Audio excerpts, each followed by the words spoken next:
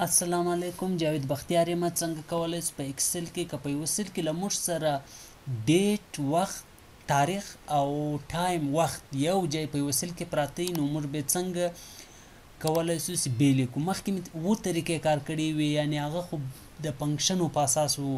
اوس د وی بي په تر موږ په خپله فنکشنه ورته جوړوو. نو دا به څنګه فنکشنه ورته جوړوو؟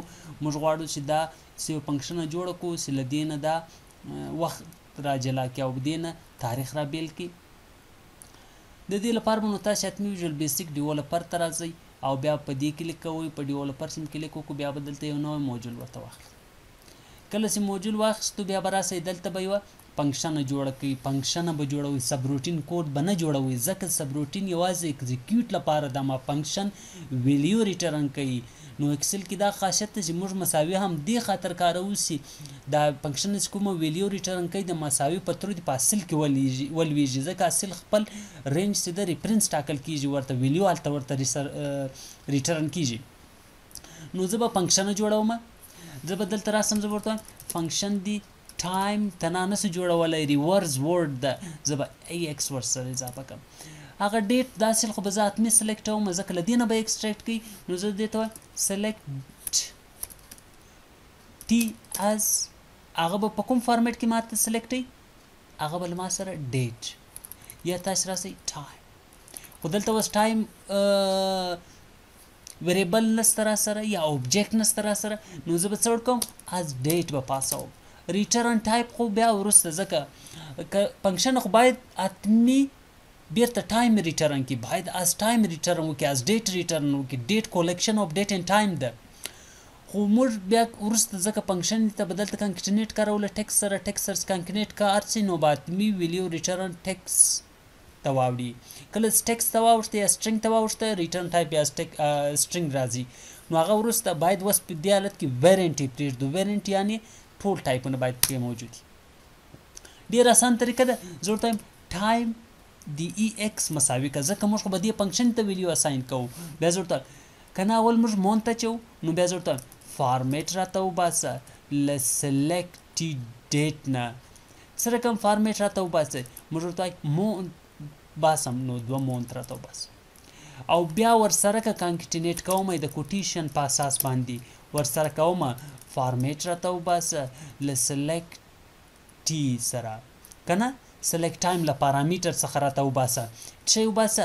نو دا ځل زه ورته وایم ډی باسمه، نو درې کرکټرز پاس کړم، خو درې توري به یې راته وښیي، یعنې ټیوزډے ټي یو به ښیي، ټي یو به ای به ښیي، ورسره فرایډے به اف آر آی ښیي.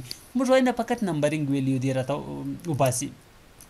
او بیا به دې سره چې کار کوم، بیرته به زه راسم ورته ووایم اینډ ساین کاروم، ورسره کوم کوټیشن، بیا بیرته یې ورسره کوم، فارمیټ راته وباسه که نه له سلیکټ ټي. ګوره دا زه لږ دې سایډ ته کوم، سلیکټ ټي ټایم څخه، او دا وای وای یعنې ایر راته وباسه. بس خلاص.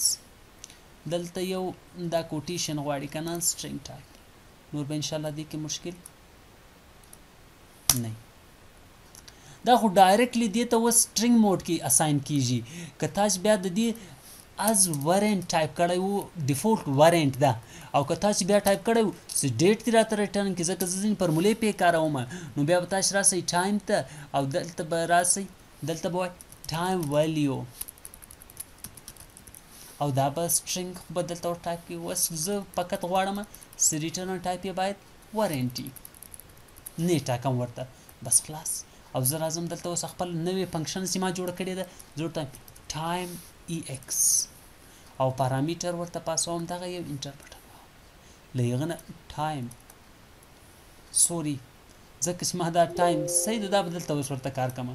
دې پارامیټر ته به نیم لیست چینج کوم، ډیټ به ورته واچوم، ډي به ورته واچوم، او دې ته به هم چې واچوم ډي به واچوم، او دې ته به هم ډي واچوم، ځکه ما فارمیټ د هغه نه ایستلی ده، له ډیټ ورته ایستلی ده که نه، سلیکټ ډیټ. زه به دا فنکشنه دلته واچوم، زه به دلته راسم چې فنکشنه وه ټایم ایکسټریکټ. فنکشن ته به نیم چینج کړو، په دې به کلیک وکړو، ټایم ایکسټریکټ نه بلکې ډیټ ایکسټریکټ. دا د ډیټ لپاره وه، خو ما داسې.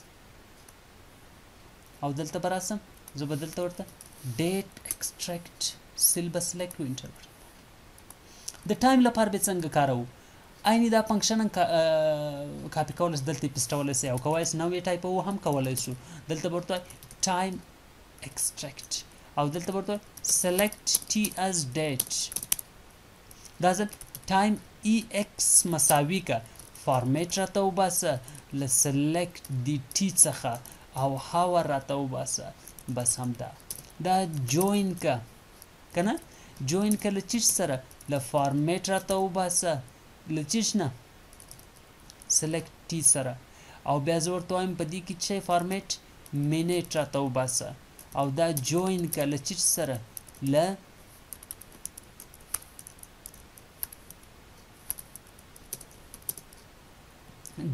سکند کنه نو بیا ورته وایم فارمیټ راته وباسه له سلیکټ ټایم څخه او سکندونه او بیرته دلته راځم او په دې ډبل کلیک کوم ټایم ایکسټریکټ او دلته کلیک کوم او انټر بټن وهم دلته یو مشکل دا ده چې دوه سي دي دوه له موږ سره څه ده دا له موږ سره په فارمیټ کې د مونت ده ځکه دلته منټ شپږ وي او دلته منټ دوه دي که نه داسې ده نو اوس به زه څنګه کوم زه به ټایم له دې فارمیټ نه وباسم چې به وباسم ټایم به وباسم نو بیا زه داسې کوم دلته منټ او سکند دواړه په اټا ټایم ورته پاسوم داسې به ورته وباسم فارمیټ راته وباسه فارمیټ راته وباسه له سلیکټ ټي څخه که نه او ورته وایم هاور راته وباسه منټ راته وباسه او سکند راته وباسه صحیح شو او بیرته دلته راځم دا ځل په دې ډبل کلیک کوم یعنی مختلف طریقې دی هم دومره غټ جنجال ته ضرورت نشته ځکه تاسو په ډیرو طریقو دا کار کولای شئ یعنی دا داسې هم تاسو کولای شئ ډایرکټلی سی ډیټ ای ایکس مساوي کا فارمیټ راته وباسه له سلیکټ ډیټ نه او څنګه او مونت او بیا ډے او بیا هم ایر دا هم بالکل یوه طریقه ده په دې ډبل کلیک وکړئ عین هغه هېڅ مشکل نه لري ځکه دا په مختلفو طریقو تاسو جوړولی شئ